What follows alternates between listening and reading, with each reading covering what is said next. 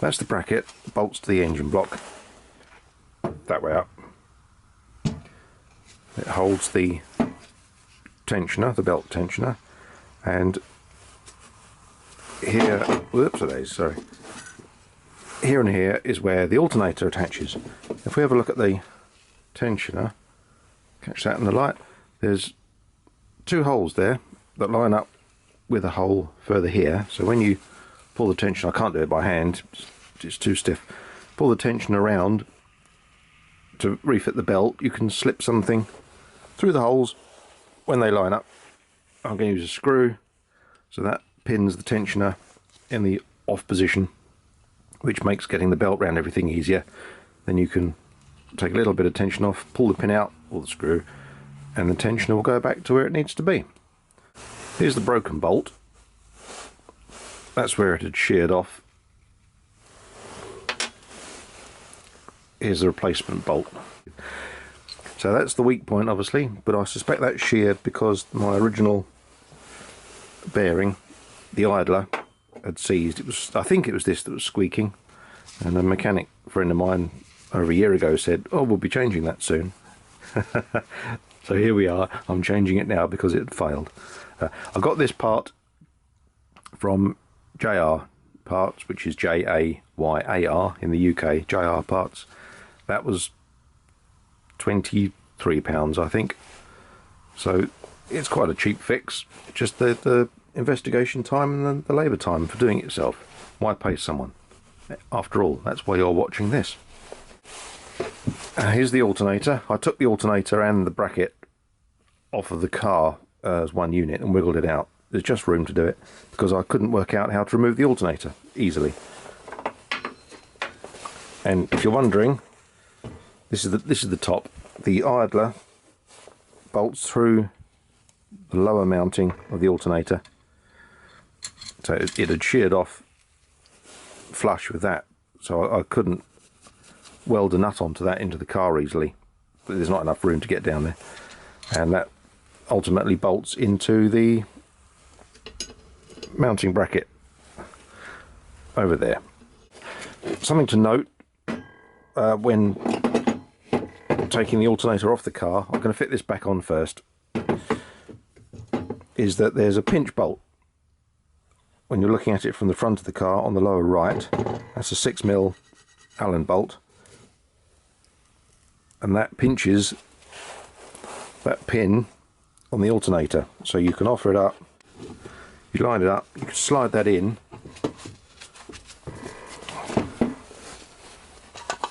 put a little bit more grease on that, and then you can bolt the alternator in the top and put a pin in down here for the idler. If I'd have known that was there, it would have saved taking this whole bracket off, although it's helped in shooting this video, of course, because it's almost impossible to see it clearly in the car. Something to note, there's this tapered bush that fits in this top, oh, can't see me, fits in this top mounting on the alternator, and there's a brass conical cup, which I think is on the car, we'll see that when we get to it, that fits inside the conical bush. No idea why. I think it just spreads a little bit and makes a firm fitting. I think that's that. The other bolts are in under the bonnet. I'll go out to the car in a minute. Smooth the alternator. Oh, it's heavy. You can see the fittings. 1, 2, 3, 4, 5 bolt it to the car. The lower two are shorter bolts. We'll see those in a minute. And the top 3 are these long bolts that go through that. Useful if you ever take it off. They're all 13mm fittings. The rest, I can't remember. Right, let's go to the car. Here's the bracket fitted back in place. All 5 bolts done up. Reach in, there's the pinch bolt down there. The alternator can be nipped up by. I've removed the plastic thing that covers this wiring because that gets right in the way. Now, let's get the alternator in. Focus, thank you. There's that tapered bush, and there's the cone bush that fits inside it, which I guess spreads it to hold the alternator tight. We'll get to that in a minute. I'm going to wrestle the alternator in first.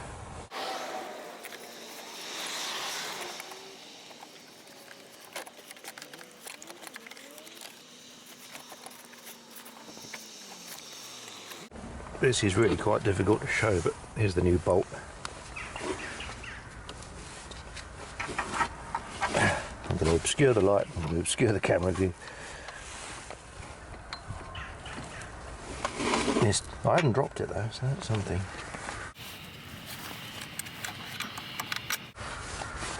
It's in place. Now the alternator pivots on these, on the swivel and this idler bolt. You can't see anything, I'm just doing it up by hand. I shall link below to videos on how to put the serpentine belt on, and in the instance of this engine, which way around it goes. There are many engine variations, of course. Can we see? I can't see. There we go. That's in. I'm not sure what size that is. Where's my spanner? I ended up tightening that up with my king deck, which seemed to do the job. That could be 20, 22, I'm not sure. I should have measured it first off. There we go, that's in. This one, it's got to fit over there. That's an air conditioning or power steering pipe down there, I'm not sure which. There's enough give to get that on. I need both hands, I'll put the camera down. There we go, that's in. Not on, I'm sorry, it's impossible to film and do. There's just not enough room. Then I'll finish fitting the alternator back in at these two top points out here.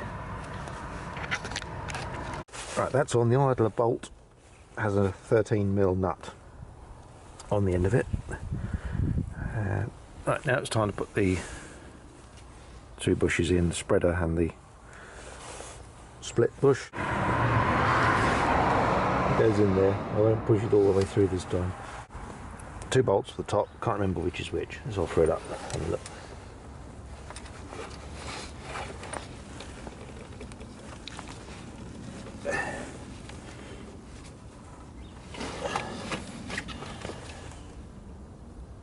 It looks like that side.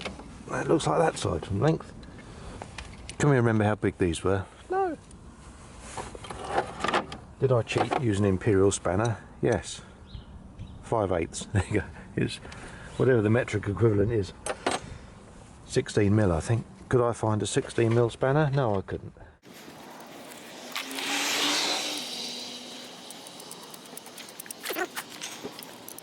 As you know, because you've done this, everything's in the way of everything else.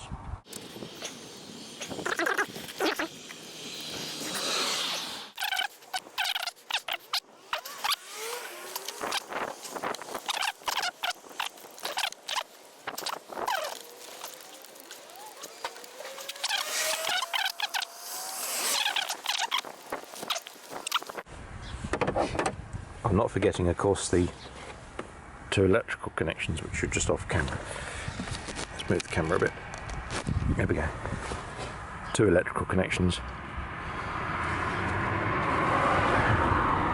I'm going to move the camera and do the pinch bolt, which is definitely a job done by feel with the Allen key that I can't see at the moment. It's here somewhere, back in a mo.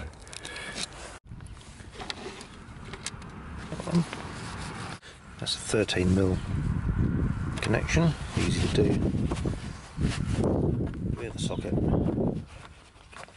Impossible to do with a spanner. You've got a box spanner, which is a socket.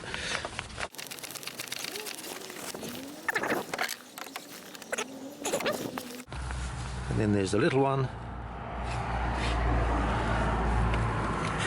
over there.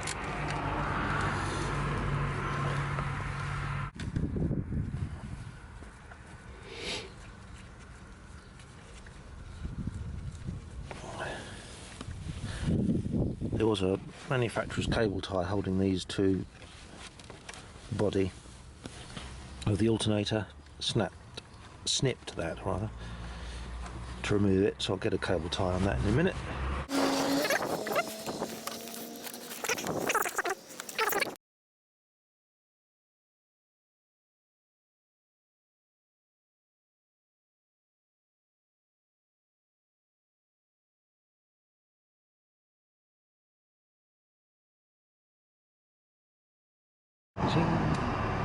Well, it's really hard to see, obviously.